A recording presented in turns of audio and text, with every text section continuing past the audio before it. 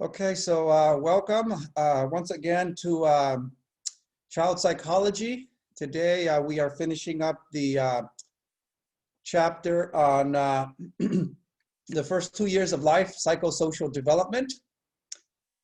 On Tuesday we talked about, we talked about attachment. We started talking about attachment.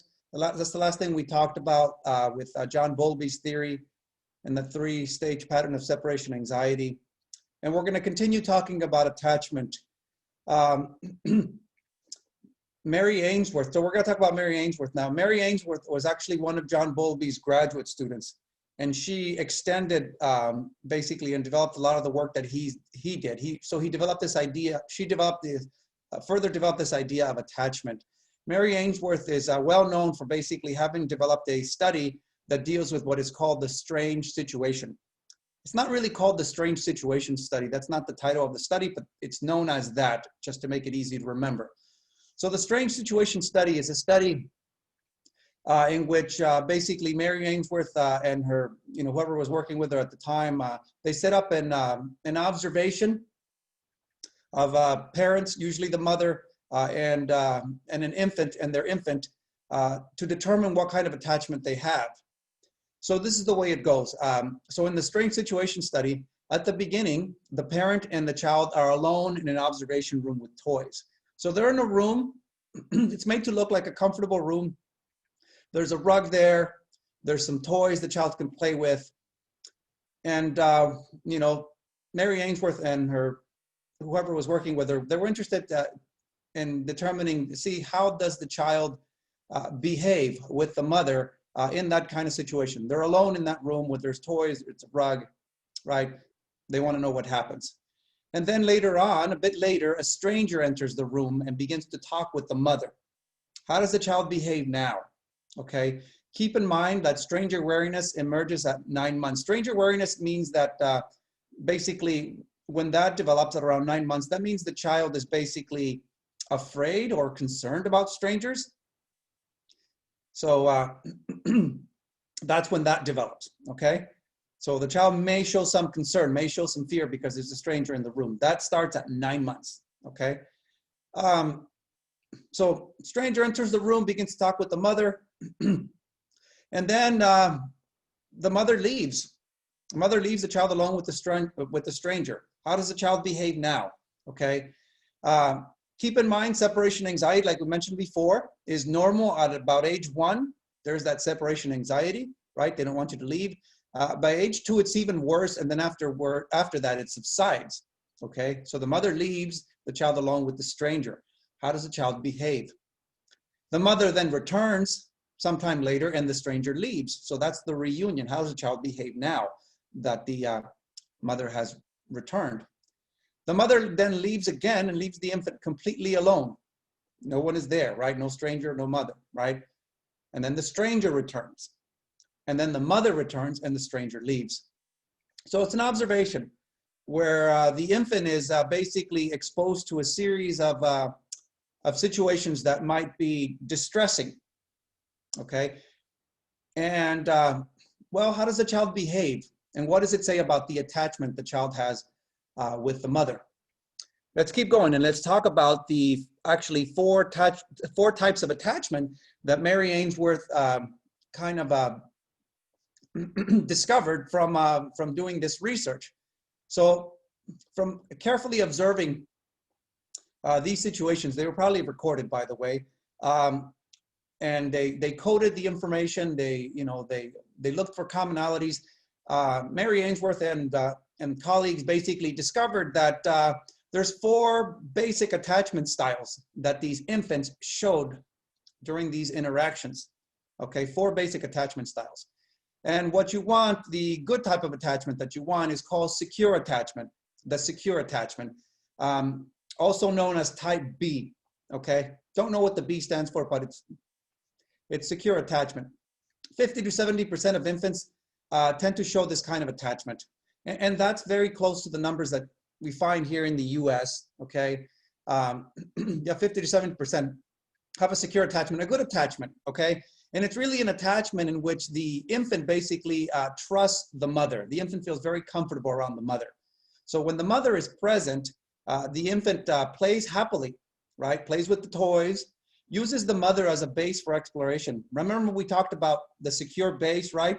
How the infant will check back and come back to mommy and maybe give her a kiss on the cheek or give her a hug once to make sure everything's okay, and then we'll go back to playing, right? That's a secure base. When you have a secure attachment, yes, the child feels comfortable around you, the child trusts you, the child will play happily, and every now and then they'll check back with you to make sure everything's okay. Okay, to make sure that it's still safe and they can continue playing. When the mother leaves, the child pauses, right? It is concerned, does show concern, right? And some distress, they're not happy, and that's normal, okay? Remember, they do have separation anxiety by 9 months. When the stranger enters, the child avoids the stranger, right? Remember, there's that stranger wariness, stranger anxiety, right? Avoids the stranger, right? But if the mother is there, and the mother is friendly with the stranger, the child will also be friendly, okay? When the mother returns, the child seeks the mother's contact, is easily comforted, feels assured, and returns to playing, okay? That is a secure attachment. It basically means that the child trusts the mother, okay? Feels comfortable around the mother, can handle situations like a stranger being present if the mother is present, right? When the mother's not there, they do show concern, they do show distress. But when they are reunited, the mother and the infant,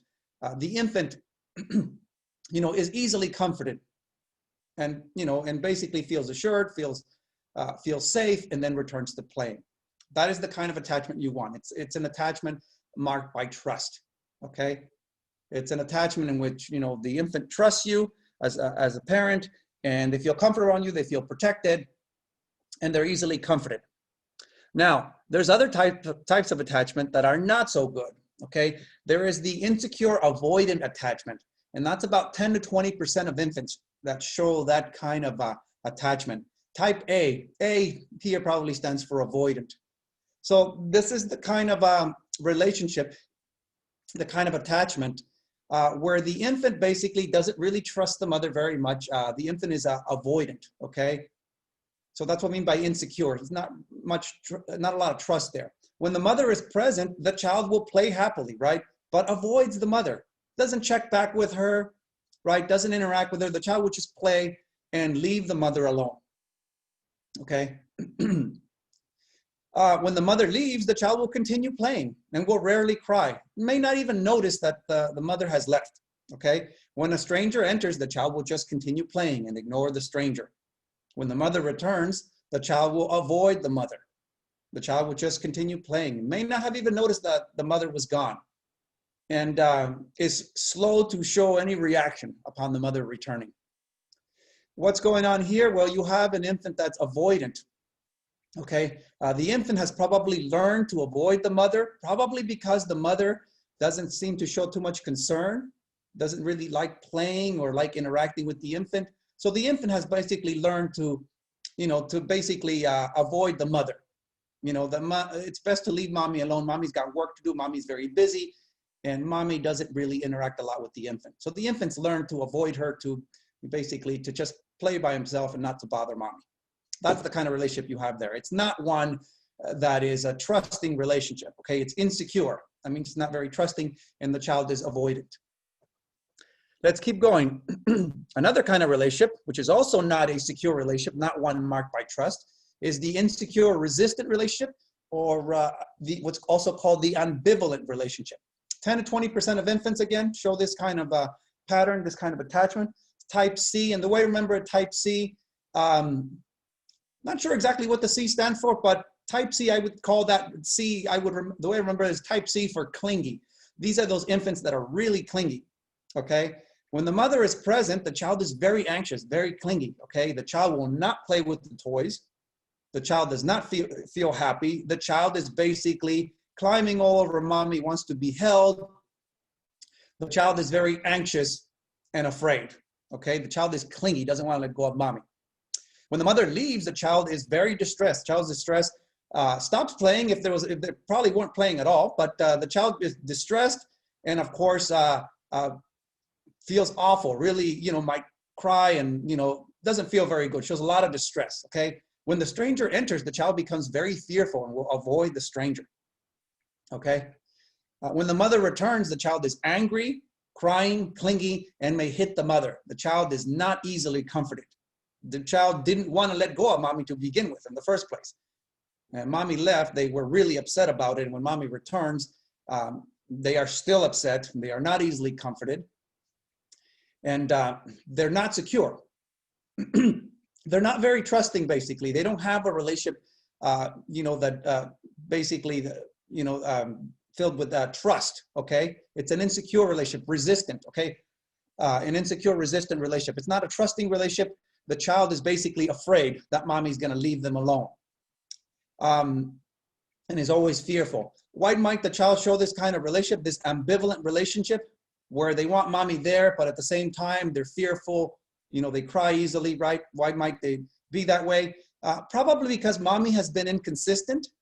Sometimes she's there and does a good job of taking care of the infant. Sometimes she's not, and it's inconsistent, and the child doesn't know what to think. So he's insecure. He doesn't really have that trust, right? Hasn't really developed that trust, and is very clingy, very fearful, because mommy kind of tends to come and go. Okay, that's the insecure, ambivalent kind of relationship. That's the clingy type. And then you have the fourth attachment style, the disorganized attachment style, which is less common. 5 to 10% of attachments, of the mother attachment with infants have this kind of attachment. Type D, D for disorganized. This is the type of attachment basically where the child seems to show some evidence of mental illness or some evidence of psychological problems. When the mother is present, the child is very cautious, basically looking around, doesn't know what to think, okay? When the mother leaves, the child will stare, like what's happening? And the child will yell, look scared and confused, doesn't know what to think, doesn't know what to do. When the mother returns, the child may freeze, stop what he or she's doing, scream, hit themselves, throw things, run around, that kind of stuff. They show odd behavior, which is indicative that the child probably has some psychological problem, which we'll talk about in a moment, how that, what might be going on here. What is happening, okay? What kind of relationship is this where the child is showing this odd behavior? What is happening to cause things like that? Or maybe it's not something that the mother did, but maybe that the child has some psychological problems that were inherited, something genetic, perhaps. Children who have autism, for instance, may show this kind of behavior. That's just one example. So let's talk about, what makes this more likely. Okay, so here's hope you guys can see that. It is small, but remember, you have your own PowerPoint there. You can make it as big as you want. I'm not going to show you guys the video because people complain that the volume is too low and I don't know how to fix that. Okay, so here's the thing. Okay, those are the 4 types of attachment that Mary Ainsworth kind of, discovered that infants may have with their mother. Okay, the one you want, like I said, is that secure attachment marked by trust. Okay, it's a very trusting relationship. The child trusts the mother has been there for the child, and they have a good relationship. A secure attachment is more likely, it says there, if the parent is usually sensitive and responsive to the infant's needs. So in other words, a mother, the parent, usually the mother, has done a very good job of raising the child, has properly fed the child, kept the child safe, and played with the child, and is basically done what mothers should do, basically, and instinctively as a parent, you will probably behave that way, okay? But that's what that means, okay? The infant-parent relationship is high in synchrony. In other words, you're there for your infant when he or she needs you, okay? Sometimes they play by themselves. Sometimes they want to play with you, right? You're there when they need you. Sometimes they're hungry, you feed them, right? You've done a good job. The infant's temperament is easy. That's important. When you have an easy child that's regular, right? That is not too extreme in their reactions, it's easier to take care of that child, okay? And it's easier to be a good parent. If the parents are not stressed about income, other children, or their marriage, right? If you have a good environment, a good relationship, a good home, right? Where you don't have all these bunch of problems, it's easier to be a good parent. When you have all those bunch of problems, you're angry and frustrated, and of course, your parenting is going to be affected by that. If the parents had a working model of secure attachment to their own parents. You know, if the parents basically, when they were growing up, they had good parents too, and were brought up in a, you know, a family that was, you know, where things went relatively okay. Mother was there, father was there, they got along, you know, there weren't too many fights, too much screaming, it wasn't dysfunctional. Then the parents, when they raise their own children, right, because they were children, other people's children, when they raise their own children, they kind of know what to do. They know what a good relationship, a good family should look like, okay? So that's the kind of attachment that you want with your infant. You want your infant to be securely attached to you. That means they trust you, they'll feel comfortable around you, they're easily comforted, right? They feel safe around you. An insecure attachment is possible, and it's more likely that you can have that kind of attachment with your infant, or your infant will have that kind of attachment to you if, it says there, if the parent mistreats the child, right? Neglect increases type A. If you neglect your child, in other words, you don't really take care of your child, you know, just let him fend for himself, you know, that's neglect, then your child becomes avoidant. Your child learns to leave you alone, and they become avoidant. And, you know, they don't really trust you, basically. They leave you alone. Abuse increases type C and type D. If you're an abusive parent, right, that, you know, you hit your child, you know, verbally abuse your child, or sexually abuse your child, that kind of stuff, that increases type C. That can make your child more clingy. Or it could also lead to type D, where your child is, you know, the disorganized type, basically. Disorganized type is seen very often in children that are abused. You know, you're beating your kids, or, you know, that kind of stuff. Children behave oddly when you treat them that way, okay? If the mother is mentally ill, if you know, paranoia, if the mother is paranoid, that increases type D, disorganized, right? If the mother is mentally ill, then the child can develop odd behavior as well. Depression increases type C. If the mother is depressed, that usually means the mother will be inconsistent. Sometimes she needs to be left alone and doesn't want to deal with anyone, and sometimes she'll do a good job, and inconsistency basically will lead to type C. If the parents are highly stressed about income, other children, their marriage, right? If it's a dysfunctional family, there's problems, you know, with people that they don't really get along, you know, the husband and wife, so their marriage isn't very good. They're stressed about other children. Children might be, some might be more difficult than others. Income, poverty, that kind of stuff. That makes parents angry, frustrated. It makes their life more difficult, and that will increase parental types A and D. A is the avoidant type, right? If you're too mean and harsh with your kid, you might cause them to withdraw. And the disorganized type, right? You might actually, traumatize your children, or basically make them more disorganized when they're showing signs of mental illness, because, well, there's a lot of chaos in the home, a lot of stress. There might, you might be yelling at them or hitting them or whatever, because you're very angry and frustrated. So you're more likely to make the child be the disorganized type. If the parents are intrusive and controlling, if parents are very controlling, very intrusive, they want everything done a certain way, that will increase type A. The child will withdraw after a while, because you're very difficult and demanding as a parent. If the parents are active alcoholics, if it's an alcoholic father, that makes the child more avoidant. If it's an alcoholic mother, that's more likely to lead to the disorganized type. If the child's temperament is difficult, right? Difficult children tend to have type C. They tend to be clingy, okay? They're just, difficult, hard to comfort, easily fearful, easily angered, that kind of stuff. That's more likely to lead to the insecure child, the insecure ambivalent, the clingy type. If the child's temperament is slow to warm up, that correlates with type A. These are the ones that take a long time to sort of get used to you. They're more likely to be avoidant. They're kind of shy. They kind of, don't easily open up. They tend to be more avoidant. Okay. And that is attachment. Let's keep going. I know that we can say a lot about that, but we'll save our discussion until after the lecture. Okay. After the recording has stopped. What about fathers? Because those attachment styles were developed basically with mothers in mind. Usually the mother was the one who was being observed, in those interactions. But what about the father? Okay. Well, when it comes to father attachment, recent research suggests that there's no correlation between father attachment and mother attachment to child. Let me explain that. What that means is that just because you have a secure attachment with your mother doesn't mean you're going to have a secure attachment with your father. You can have a very different attachment style to one parent and the other. Okay. It'd be good if you had a secure attachment to both, but it doesn't always happen. There's no correlation. Okay, so there can be a lot of different patterns. There are a lot of variety. Just because you have one attachment style with one parent doesn't mean you have the same one with the other. It could be different. That's what that means.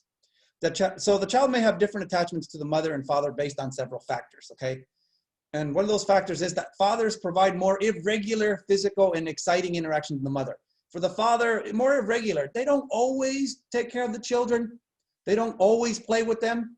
And when they do, they are physical, rough and tumble kind of play, more exciting interaction, more like, let's go outside, let's run around, let's ride our bikes, you know, that kind of stuff, right? The mother interaction is more verbal, okay, where she's more reassuring, talks to the child more. The father, it's more about what they do, it's more physical. And they don't always do that. It's irregular, okay? Fathers of secure infants are more extroverted, agreeable, and more have more harmonious work and family of their own when they grow up.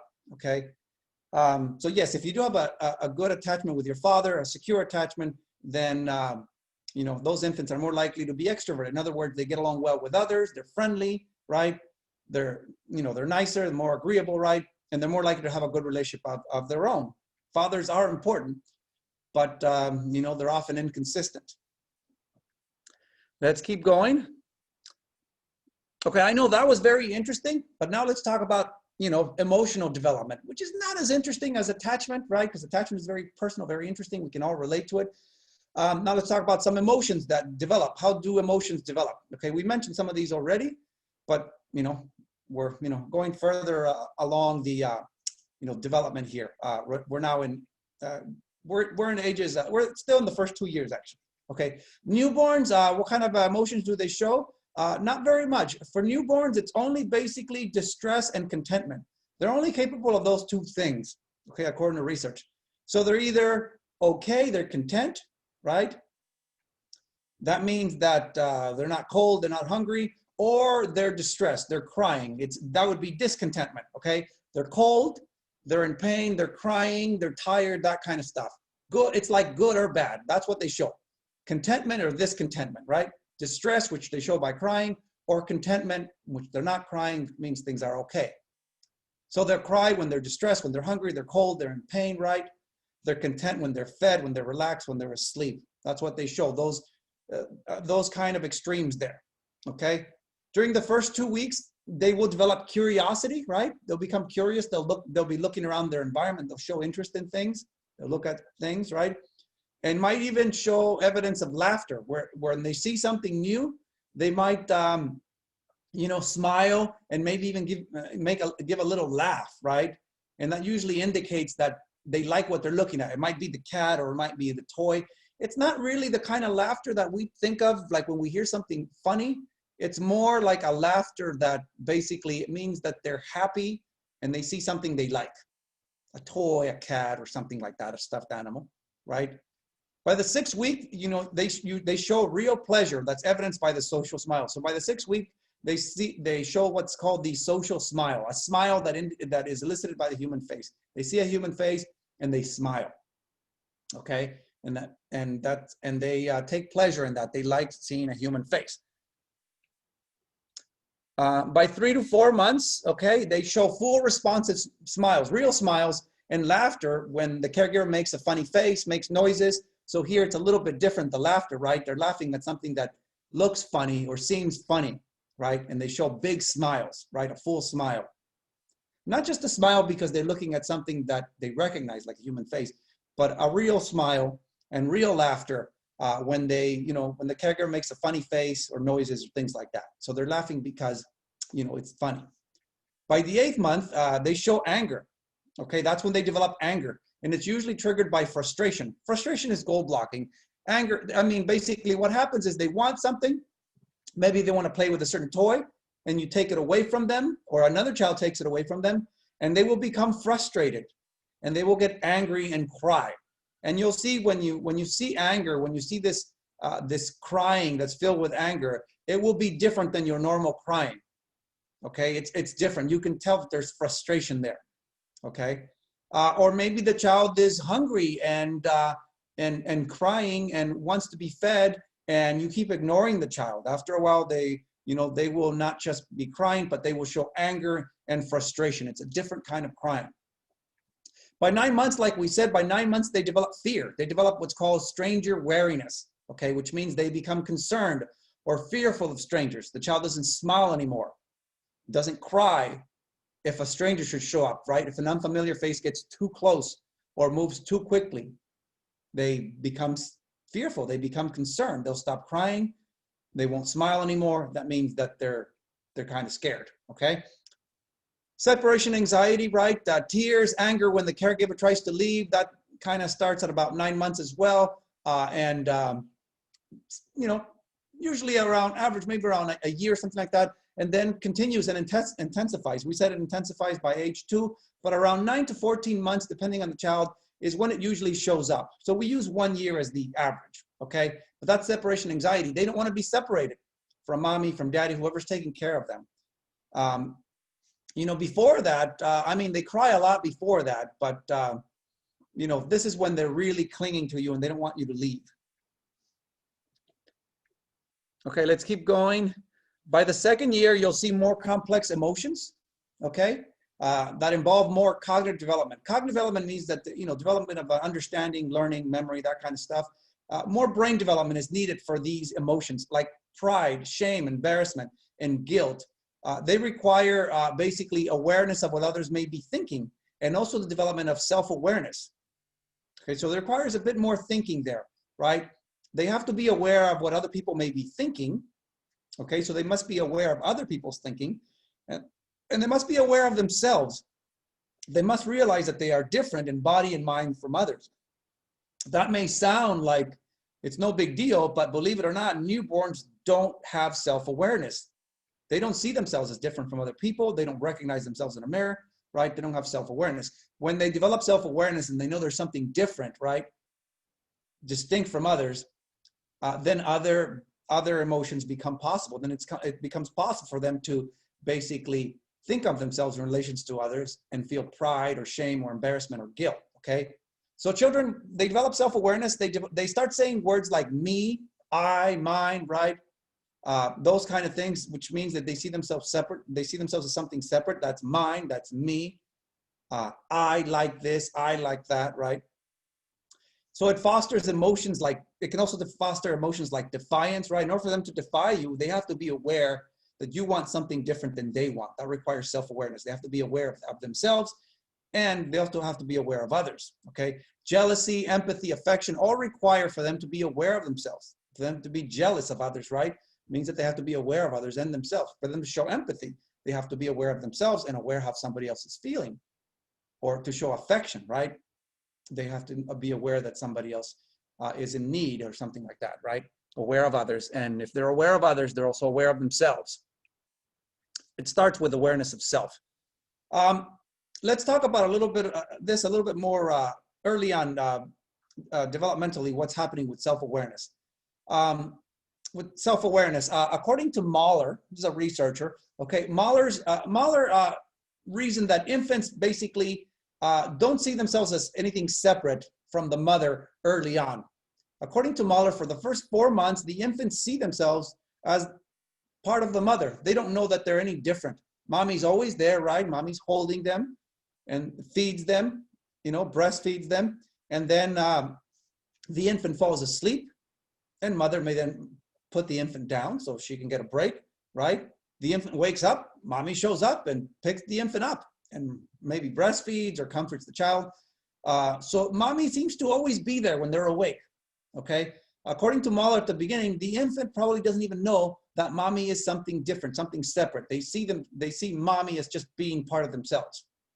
By 5 months, according to Mahler, infants start developing a sense of themselves as separate from them. They start realizing that mommy's not always there, and they are probably not the same as the mother, that they are something separate, something distinct. From 15 to 18 months, we have the emergence of what is called the me self, right? Where they see themselves as an object of one's knowledge, where they basically, you know, see themselves as something to be understood, okay? Something that they can think about, okay? And then, of course, they develop self-awareness.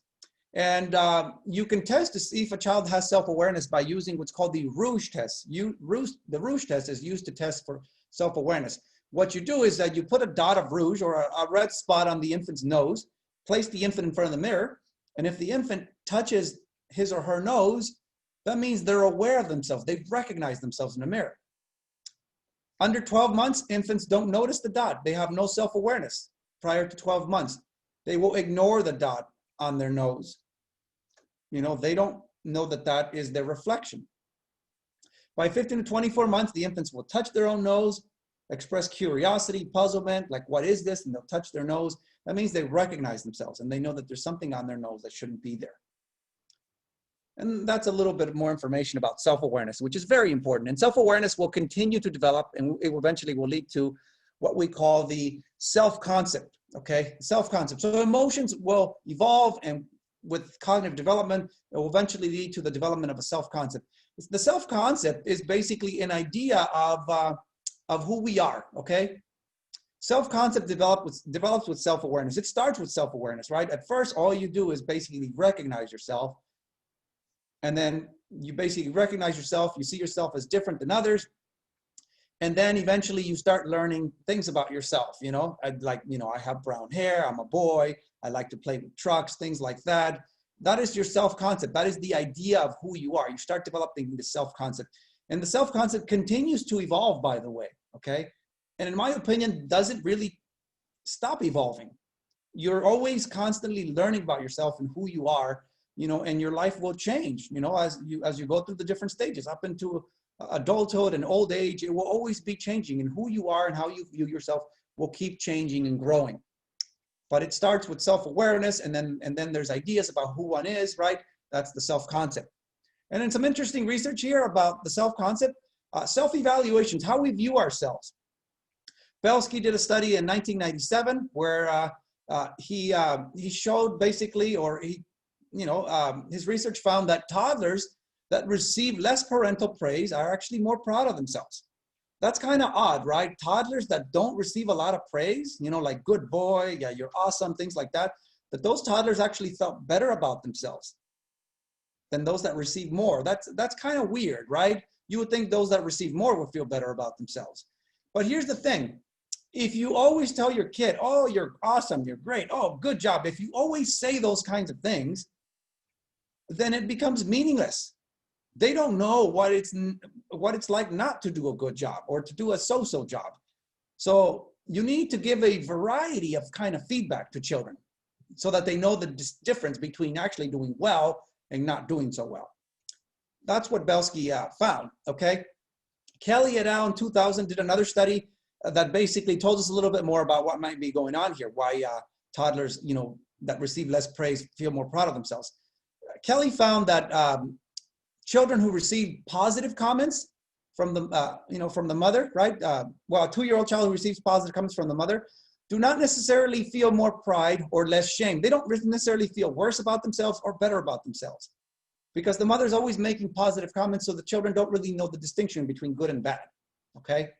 If you make neutral comments, that evokes a willingness to complete activities, to try new challenges. If you make neutral comments, right? If you say, oh, that was okay, that was fine, you know, it could have been better, things like that. And then they more easily know that they could do better, right? That it's not always great and they can try harder, okay? And, you know, and then feel better about themselves when they actually accomplish those things. If you always give them negative comments, of course, that's bad. That leads to more shame and less effort. If you call them stupid and, you know, that they're awful, things like that, you know, they can see, you know, not just by what you're saying, but also by your expression, you know, that that's a bad thing, and they feel worse about themselves and they stop trying, basically, if you always basically give them negative comments, no matter what they do. Let's keep going. Here's something interesting, okay? Daycare, okay? Ages 2 to 6, a lot of children are in daycare, okay? More than 50% of 1-year-olds are in regular scheduled non-maternal care. So what this says is about for 1-year-olds, basically half of them, at least half of them, somebody else is taking care of them other than their mother. It might be daycare or it might be something else, but a lot of these infants, basically, you know, from the first 2 years, a lot of these infants are being taken care of by somebody else other than their mother, often other than their father. Someone else is taking care of them. And sometimes that means daycare, a special place where they take care of children, okay? Most researchers, just so you know, right, most researchers agree that daycare doesn't necessarily harm children. There's a lot of people that worry that daycare is going to harm their children, going to traumatize them because they're away from family, you know, and or you know that they're not going to have a good relationship with their mother anymore, their father. They're going to grow cold and distant or avoidant, or maybe become insecure and, you know, clingy or something like that because they're not around and they're leaving them with somebody else. People worry about that, you know, or their children might be abused or things like that. But most research shows that daycare doesn't really harm children. There are types of daycare that can be harmful. Really bad daycare can be harmful. But mostly daycare doesn't really harm children. It's actually mostly good for them. And there's two types of daycare, okay? There's family daycare and center daycare. Family daycare, of course, is when the child is being taken care of by somebody else, basically in a family.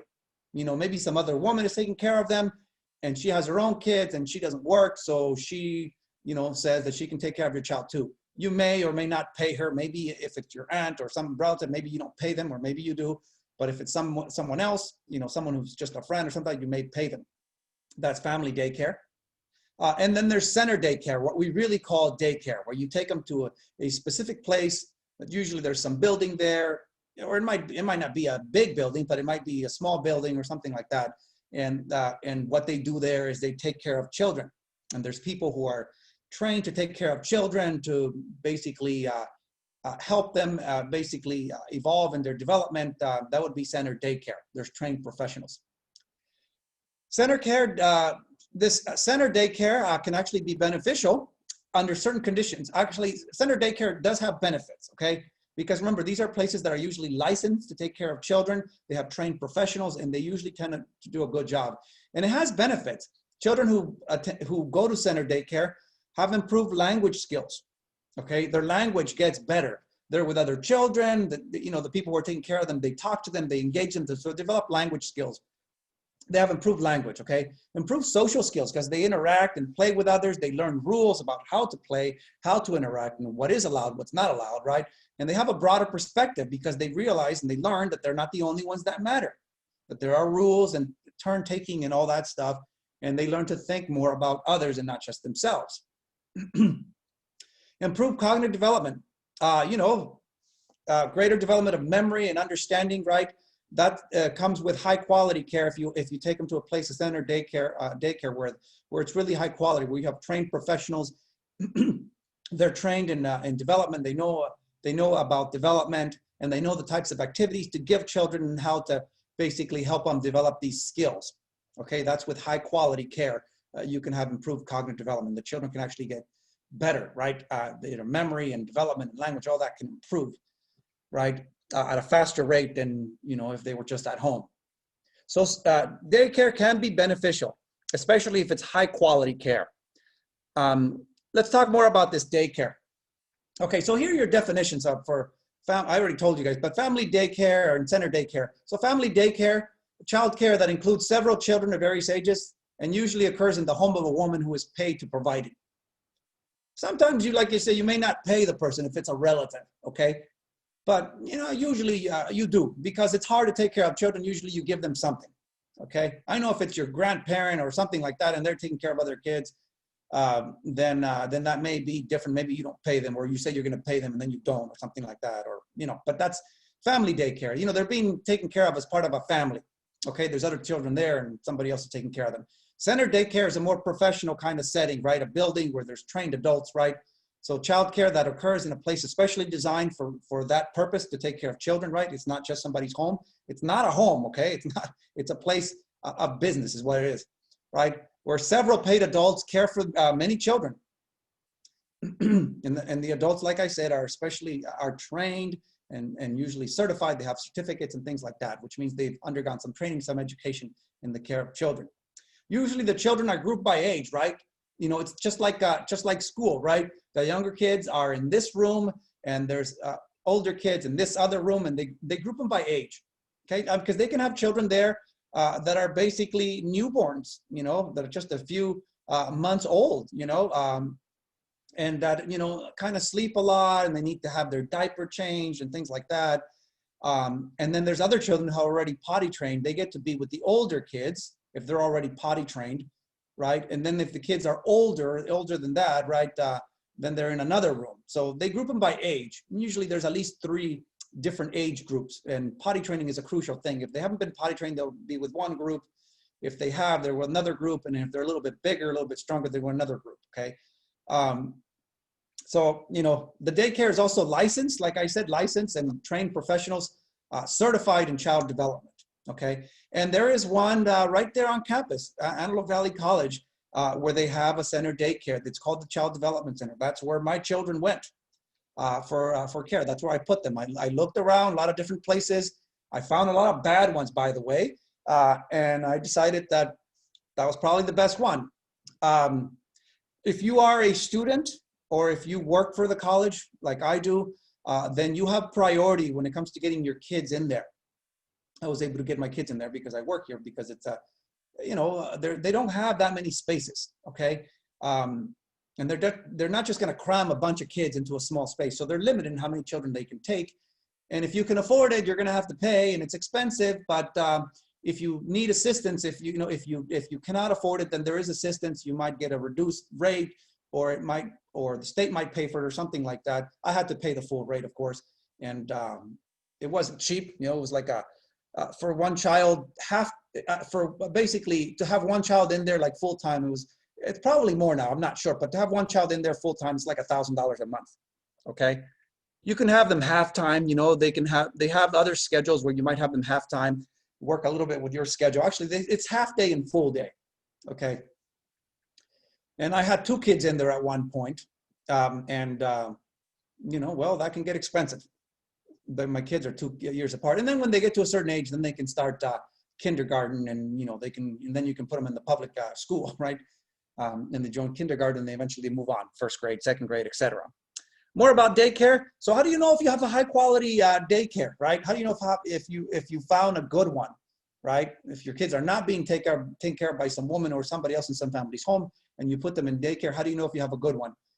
Where we live, keep in mind, we're here in the Antelope Valley. It's not a very privileged area. I mean, you have you know, there's some parts of it that are worse than others, right?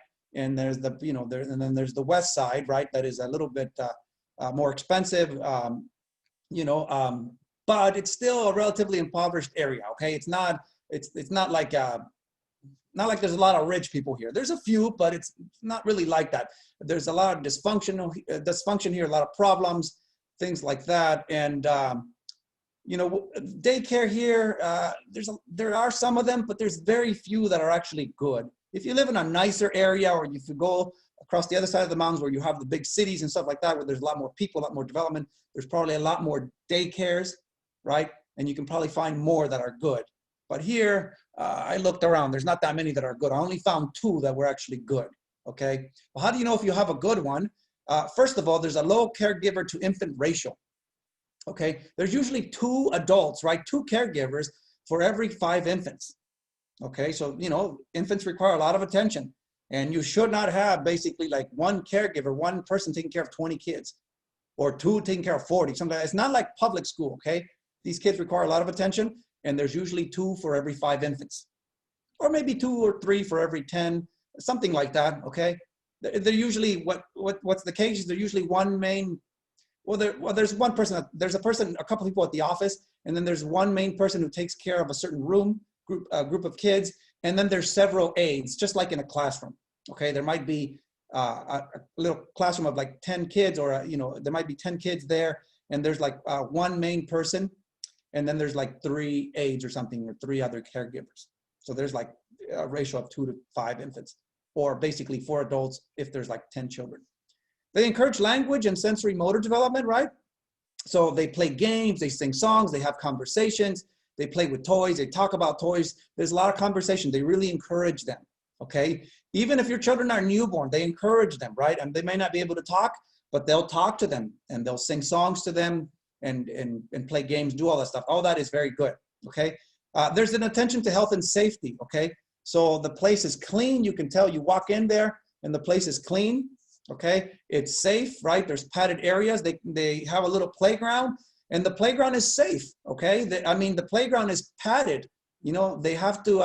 There's several ways they can have that padding there. Maybe it's in grass, right? Maybe it's grass, and grass is not as hard as concrete.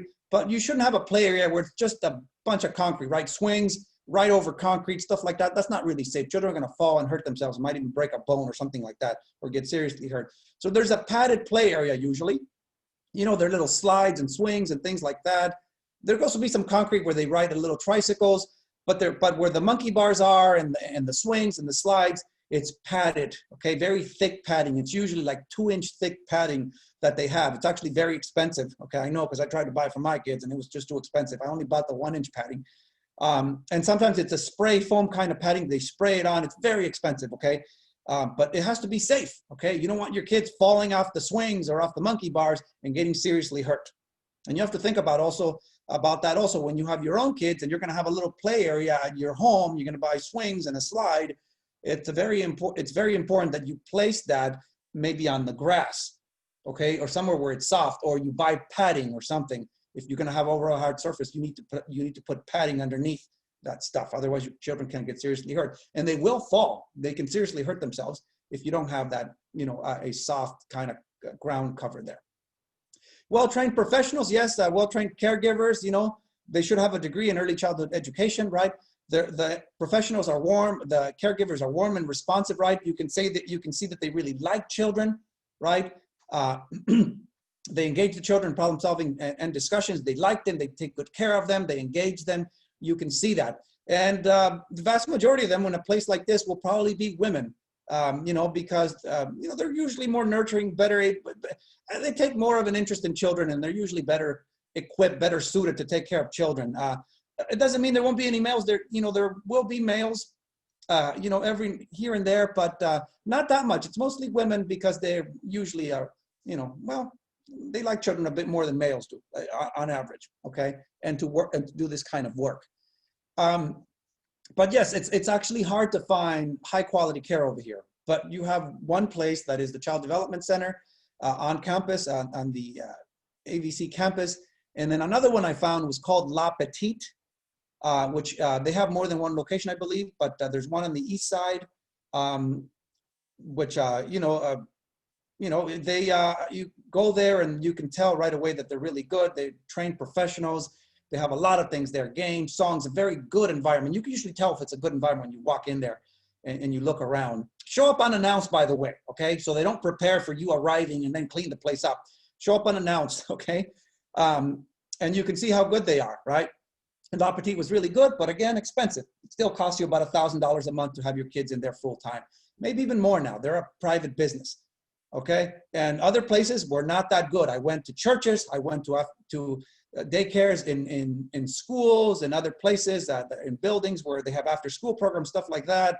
And I mostly saw a bunch of kids running around and people not taking good care of them. There was one place that was really bad where there was this one basically person taking care of the kids, and the kids are just running around. Sometimes they were fighting. There was kids that were bullying each other, and the girl was just there on her phone, okay? It wasn't really looking at them. Okay, so you have to be careful. It's hard to find good quality care over here, but I pointed out too, a couple of them, La Petite and the Child Development Center on campus. Okay, but then again, spaces are limited and it's not cheap. What have studies shown about daycare, research on daycare? What has it found? Okay, another video there that you can look at if you want, and that actually summarizes the first 2 years of development. So daycare studies find that, you know, attachment to the mother is as secure among infants in daycare as those cared for at home. It's not the case that if you put your children in daycare that they're going to be less attached to you, okay? It's not true. They will still love you. They'll still be very attached to you, okay? The warmth of the mother actually has more influence on that relationship than daycare, right? How warm and how good you are as a mother or as a father, that has more influence on your relationship with your infant than the daycare does, okay? I mean, they're gonna influence your child there and hopefully do a good job, but you still count more as a parent, okay? Infant cognition, like infant understanding and learning, right? especially things like language, actually advances with daycare. It helps with those things. Daycare can be harmful if the mother is insensitive, okay? If the mother is just not a very good mother, mean and harsh and, you know, doesn't care too much for the children, right? And the infant spent a lot of time in daycare, more than 20 hours. So if you have a bad mother, basically an insensitive mother, and they're spending a lot of time in daycare, well, then daycare is harmful, okay? You know, boys that receive extensive non-maternal care are more quarrelsome and have more conflicts with the teacher. There is more problems with boys in daycare, and you'll often see that there's less boys in daycare and more girls, because boys are naturally more aggressive, they're more difficult, they're more likely to have problems with the teacher and other kids. So in the daycare that you usually see more girls. It's like parents instinctively or sometimes willingly kind of, you know, hold their children back or keep them at home longer rather than putting them in daycare right away. Okay, my son, I put him in there, you know, kind of right away. And it was fine. They gave me a little bit of trouble, you know, getting my son in there, you know, because, well, he wasn't as good as my daughter when it comes to behavior, okay? He was misbehaving a bit, okay? You know, I forget if it was a year or two that he was in there before, I think a couple of years before he went to kindergarten. But there's going to be more trouble with boys. Boys are just, you know, they're just more aggressive. They have more problems. They're going to fight more. They're going to argue more. And yeah, they cause more problems in daycare. Centered care is better than the home environment if the mother's depressed or home does not provide enough stimulation. If you have a mother that's depressed, you know, isn't really looking after the children that much, insensitive, or just not a good mother, not a good home, if you don't have a good home environment, right? Your kids are better off in daycare. That's a better environment for them. That doesn't mean you shouldn't have your kids. You are going to have your kids, right? But it's good they at least spend some time in a place that is more stimulating, that's better for them, where they're treated better, okay? If your home does not provide enough stimulation, you know, it's sad, but you know, if you don't have a good income, it's hard to provide a home with enough stimulation, you know, but you know, a good home environment, you know, is better if you have your own home, you have a yard in which they can play in, right? You know, a little play area, you know, with a little swing set and things like that. Also books that you buy them, little books for infants and kids and toys. There's all kinds of things. And parents instinctively want these things for their kids. They can't always afford them. And it's sad, but you know, but you know, if you grow up poor, you know, and you can't even afford a home and you rent, and you cannot even afford a nice place to rent, you may not be providing a good environment for your children if you can't really provide them with much. I mean, if you're kind of growing up like kind of the way I did when I was younger, you know, where you basically are, you know, your parents are, you know, not rich enough to have their own home, so you rent and you live in an apartment building, and all there is there, it's just a building and a parking lot. There's no play area, there's nothing. So there's just a small room in which you're growing up in, and you really can't afford too many stimulating things like toys and books and things like that. And there's all kinds of things, you know, there's iPads now and tablets and all kinds of things. And while too much screen time is not good, those things can be stimulating. There's a lot of games that kids can play, and a lot of them have to do with learning and memory, things like that. So you can do a lot to provide things for your kids if you have the income, okay?